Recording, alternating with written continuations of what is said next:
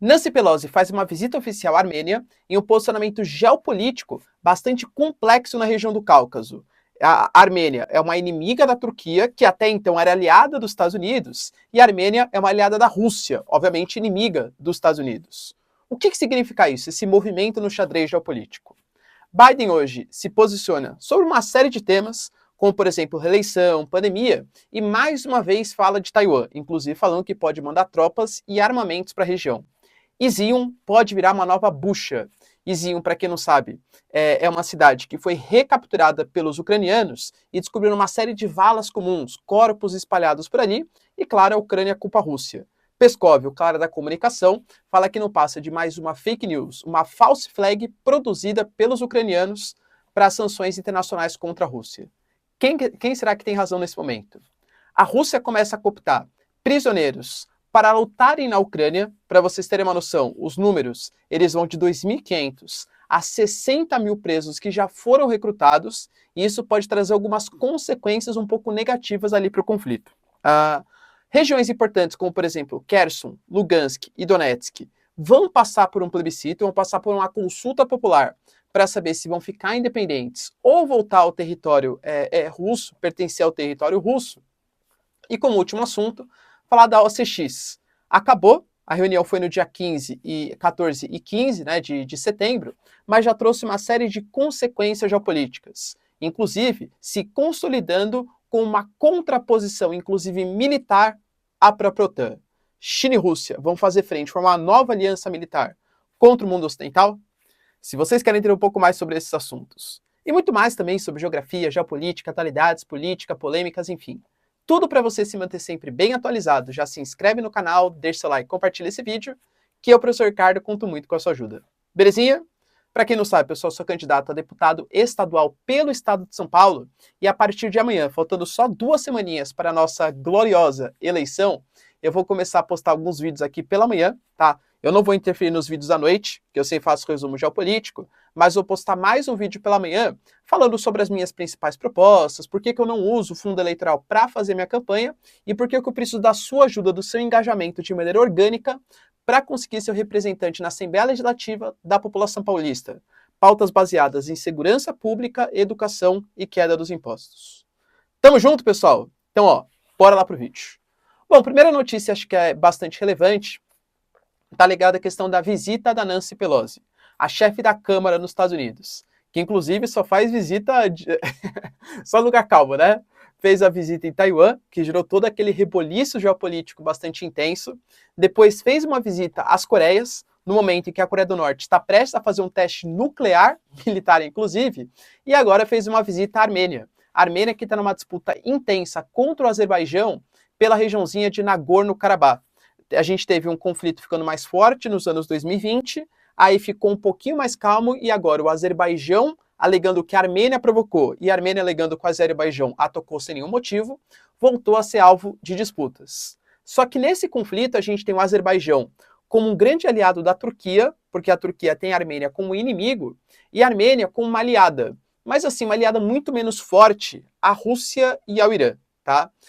O Putin falou que ia tentar fazer, de novo, um mediar cessar-fogo, etc. A Nancy Pelosi fazendo essa visita à Armênia, eu diria que é mais assim uma paulada geopolítica. Por quê? Porque fazer essa visita à Armênia e dar apoio aos armênios e criticar os azeres é um posicionamento muito forte dos Estados Unidos contra os turcos. O Erdogan recentemente deu uma declaração de apoio ao Azerbaijão. E a gente sabe que a Turquia está um pouco reticente com os Estados Unidos. Desde quando os Estados Unidos deu apoio aos curdos para lutarem contra o Estado Islâmico por terra. E os curdos, claro, são um grande inimigo dos turcos. Então, esse posicionamento pró-Armênia nesse momento é mais um baque, é mais um confronto muito grave com a Turquia, que sempre foi um grande aliado, geopoliticamente muito importante a Turquia. Acesso ao Mar Mediterrâneo, ao Mar Negro, é a aliança, o eixo que conecta a Ásia e a Europa e tal. Então, eu diria para vocês que é um checkmate importante. Professor, e por que ela está fazendo isso nesse momento? Porque a Armênia, que sempre teve como um aliado a Rússia, talvez tenha sentido certa fraqueza da Rússia nesses últimos conflitos? Apoiou, mas não tão assim diretamente falando. Então a Nancy Pelosi se posicionando pró-Armênia, ela pode estar querendo influenciar, fazendo com que a Armênia deixe de ser um aliado tão importante da Rússia e do Irã e passe a ser um aliado do mundo ocidental. Eu, Ricardo, particularmente acho uma estratégia arriscada. Acho que no final das contas, a Armênia vai continuar sendo uma aliada da Rússia, até pelo posicionamento geopolítico. A região do Cáucaso é muito mais influenciada pelos russos, né, antiga União Soviética e tal, e os Estados Unidos vai continuar comprando uma briga com a Turquia. Então não acho uma política muito inteligente. Mas enfim, né, vamos ver quais vão ser as consequências geopolíticas desse fato. Biden, que também está à visita oficial à Rainha Elizabeth, deu algumas declarações polêmicas. Primeiro falou que não tem certeza se vai querer disputar a reeleição nos Estados Unidos. Falou que a pandemia acabou também no país, que não existem pessoas usando máscara, a saúde pública está totalmente controlada, tal, beleza. E falou também, talvez o mais polêmico de todos, sobre Taiwan. Perguntado se os Estados Unidos ele apoiaria Taiwan em uma eventual incursão militar da China à ilha, ele disse que sim. Ou seja, se posicionou de maneira oficial, militarmente favorável a Taiwan. Novamente, professor, mas já não era sabido que ele faria isso? Sim. Só que na geopolítica, a imagem conta demais, o discurso conta demais. Por exemplo, um exemplo aleatório aqui. Todo mundo sabe que a Jerusalém é controlada por Israel. Mas os países não reconhecem Jerusalém como a capital de Israel. Por quê? Porque se posicionar dessa maneira é muito contrário à causa árabe. Pode comprar brigas geopolíticas, fazer aumentar o número de manifestações e por aí vai, tá? Então, por mais que de maneira oficial, na verdade de maneira prática, todo mundo saiba que Israel controla, ninguém reconhece de maneira oficial Jerusalém como a capital única e indivisível de Israel, excetuando os Estados Unidos durante o governo Trump. Faz sentido, pessoal, para vocês? Beleza? Então, é mais uma contraposição oficial aos chineses. Recentemente eu falei para vocês que dentre os territórios que foram conquistados na região de Kharkiv, no nordeste ali da Ucrânia, uma cidade, que era uma cidade super importante, chamada de Izium, mais ou menos de 50 a 60 mil habitantes antes dos conflitos, ela foi reconquistada, e quando os ucranianos foram fazer uma visita, eles viram que existiam várias valas comuns, em que alguns corpos, inclusive com corda amarrada no pescoço, braços e pernas amarrados, estavam ali expostos. Se isso de fato aconteceu, vocês têm que entender que isso seria mais um motivo, como aconteceu em Bucha também, que os corpos estavam expostos e tal, mais um motivo para a Rússia ter cometido crimes de guerra e, portanto, ser sancionado. Sanções ao Putin, sanções, enfim, né, a Rússia como um todo. O Peskov, que é o cara da comunicação, inclusive da Rússia, inclusive utilizando o exemplo de Bucha, que é aquela cidadezinha próxima de Kiev, né, 60, 50 quilômetros de Kiev, falou, mais uma vez, os ucranianos estão enganando a comunidade internacional. A Ucrânia plantou esses corpos aí, está fazendo toda uma encenação para comover a comunidade internacional a aplicar sanções contra os russos. E aí a gente entra nessa guerra híbrida que acontece hoje, essa guerra de comunicação. E aí, quem está certo? Os ucranianos realmente plantaram esses corpos? Eles fizeram toda essa encenação para culpar os russos pelos conflitos? Ou foram os russos que realmente fizeram isso e colocaram os corpos em vala comum, cometendo inclusive crimes de guerra porque eram civis e aparentemente não militares? Coisas que só iremos descobrir se descobrirmos depois do fim da guerra. Tudo bem?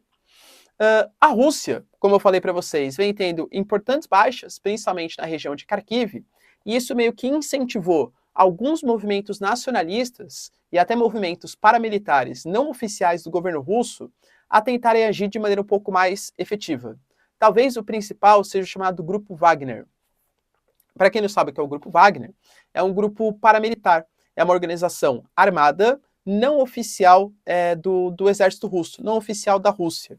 Mas as lideranças que ali comandam, elas têm uma ligação muito forte com o governo Putin. Inclusive o principal empresário, que é o Yevgeny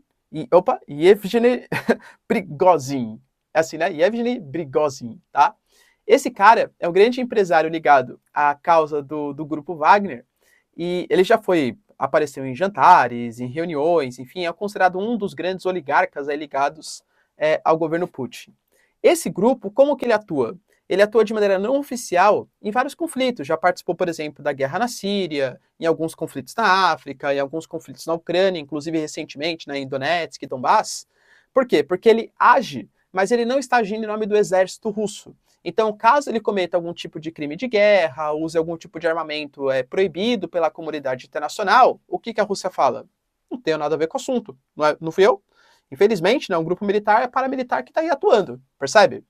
E ele fez, né, que é um grupo bem nacionalista, tal, tá tentando recrutar novos militares para lutar na guerra civil da Ucrânia, principalmente pelas baixas. O número de baixas hoje estima-se que esteja mais ou menos entre 40 e 60 mil combatentes. Não se sabe, né? Os números eles não são muito oficiais, depende para quem você perguntar, claro. Mas vamos colocar a média aí de uns 50 mil militares. O Putin já fez uma manobra para o ano que vem, chamando 130 mil soldados, e agora o grupo Wagner e outros grupos paramilitares estão convocando presos, inclusive para lutar na guerra da Ucrânia, tá? Prometendo o pessoal dar a anistia, o perdão. Claro, se o cara fugir, coisas não boas vão acontecer com ele, né? Tá? E qual que é o problema disso? São pessoas que não estão muito acostumadas à questão da honraria militar, à prática militar. Poxa, tem toda uma questão de desenvolvimento, nacionalismo, regras, né? Que devem ser seguidas. Você pegar um cara que não tem nenhum tipo de treinamento, armamento, etc., nenhum tipo de logística, de respeito à pátria, ou às regras militares, às regras de guerra, isso pode fazer com que o conflito se torne um pouco mais perigoso, vai? Eu ia falar uma palavra que o YouTube não deixa eu falar, né? Mas mais, enfim, né? Para os dois lados, tá bom? Ou seja, bons prenúncios não estão por vir, pelo menos no futuro próximo, ok? Hoje tivemos também a confirmação que 3 regiões, inclusive Donetsk, do Denis Pushilin, Lugansk e Kherson, estão pleiteando passar por uma votação, por um referendo, por uma consulta popular. E olha que engraçado, né? As 3 notícias saíram quase que ao mesmo tempo, embora elas já tivessem sido comentadas há um tempinho já. Mas hoje foi o dia, assim, de todas. Qual que é a ideia? Segundo o governo russo, e aqui eu estou falando para vocês informações que foram transmitidas por sites russos de comunicação, então tem que saber que são informações parciais, assim como todas as informações que eu repasso aqui para vocês. E você fala, isso aqui é um site ucraniano, isso aqui é um site russo, isso aqui é um site americano, né? Para vocês terem noção da fonte que eu estou trazendo para vocês. E dessa vez, a fonte russa garante, galera, que existem movimentos nas câmaras populares, tanto em Lugansk quanto em Donetsk, como em Kherson, que estão requerendo à Rússia que seja feito um plebiscito para uma possível anexação desses territórios à Rússia. Inclusive está na região de Kherson, que já tem mais de 130 mil pensionistas que foram registrados pelo Estado russo e estão recebendo algum tipo de auxílio financeiro. Então eles querem pertencer à Rússia, segundo eles, porque é uma região de maioria russa, porque eles não se sentem protegidos pelo território ucraniano. Então a gente pode ter uma movimentação no futuro próximo para fazer com que essas regiões, hoje consideradas pela Rússia como regiões independentes, vão para o lado russo da força, ingressem no território da Rússia. Lembrando que a Rússia, segundo alguns prenúncios, algumas teorias, tem a ideia de fazer o que eles chamam de a Grande Rússia, que pegaria desde a Rússia, claro, passando por Donbass, passando por Mariupol, passando por Kherson, passando por Odessa e chegando até a região separatista da Transnistria. Será que a Rússia vai conseguir? Será que realmente esse é o objetivo dos russos? E para finalizar, pessoal, aqui o nosso vídeo, a gente teve uma reunião recente, na semana passada, da OCX, Organização para a Cooperação de Xangai. Inicialmente um grupo que contava com Rússia, China e os países da Ásia Central. Depois Paquistão e Índia entraram. E eu diria para vocês que o objetivo deles é fortalecer principalmente militarmente, mas também com um viés econômico. Por exemplo, esses grupos, eles são países, né, são países que têm muito gás natural. Uma das coisas que eles pleiteavam a princípio era formar como se fosse uma espécie de um cartel, uma regulação de produções e de preços a fim de evitar a concorrência e fortalecer esses países. Mais ou menos como no molde da OPEP, só que a OPEP para o petróleo teria, sei lá, não vou inventar o nome aqui, né?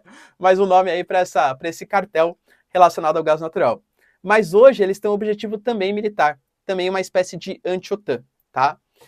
E eu diria para vocês que foi uma reunião bastante exitosa. Para vocês terem uma noção, a gente sabe que Rússia e China não são grandes aliados históricos, Porque tem divergências, inclusive em disputas na Ásia Central, é fato, recentemente muito mais próximos, porque tem um inimigo comum, que é o mundo ocidental, tá? Isso tem que estar bem claro, mas sempre tiveram divergências geopolíticas, principalmente em relação a áreas de influência, né? Eles conseguiram fazer um novo memorando com 44 propostas, 44 resoluções a partir dessa última reunião. A Turquia participou e disse, por exemplo, que ela quer ingressar no futuro no bloco. A gente tem Arábia Saudita e Egito também querendo ingressar no bloco. Já temos praticamente confirmados a entrada, por exemplo, do Irã e de Belarus, da Bielorrússia, na OCX. E a ideia, novamente, é uma aliança militar. Tá entendendo esse processo de expansão militar? O fortalecimento, talvez um novo Pacto de Varsóvia? Claro que eu estou exagerando porque o Pacto de Varsóvia é lá da Guerra Fria. Mas se existe a OTAN também é oriunda da Guerra Fria, percebe? Agora, lá de 49. Agora a gente tem, por exemplo, talvez um novo Pacto de Varsóvia, uma nova aliança de defesa militar liderada por Rússia e China. Os BRICS, eles já estão tendo esse prenúncio, né? A China quer fazer os BRICS+, quer criar um banco comum com a moeda que não seja o dólar, etc.